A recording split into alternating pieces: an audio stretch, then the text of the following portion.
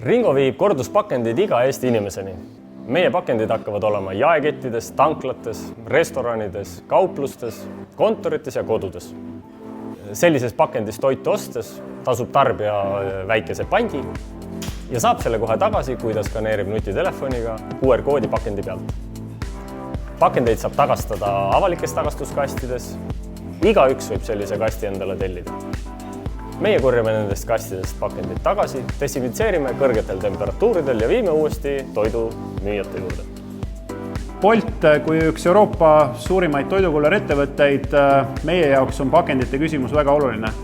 Täna on valdavalt ju kasutusel ühekordsed pakendid, aga me oleme just avamas pilooti Ringoga ja mitmete Tallinna restoranidega, kes on nüüd siis toonud valikusse ka korduv kasutatavad pakendid, mis on loodussäästlikud. Maailmas on suur häda tegelikult ühekordsete pakenditega ja kuskilt suunast tuleb seda asja hakata nagu lahendama ja selline korduvpakendite kasutamine või alge on minu arust täpselt see, kuhu suunas me peaksime nagu jõudma. Kui on õige idee, küll ta käima ka läheb, sest paremat ei ole keegi välja mõtelnud, eks ole, et kuidas sellest suurest ühekordsest prügist nagu lahti saada, et nagu selle rohepöördes üsna oluline osa ja ääretult oluline osa ja seda võiks riik regulatsioonidega toetada.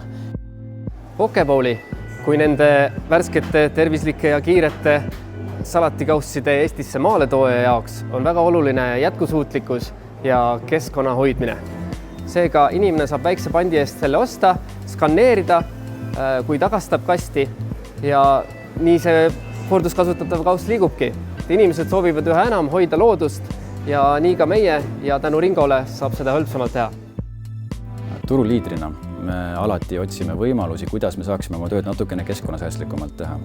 Ja Ringo pakutav korduvkasutatav salatikarp on kindlasti üks nendest, kuidas me saaksime vähendada plastiku hulka toidukaubanduses. Ja kui kliendid selle vastu võtavad, siis me kindlasti kaalume ka võimalusi, et kuidas seda sama teenust siis kasutada ka mujal kauplustes.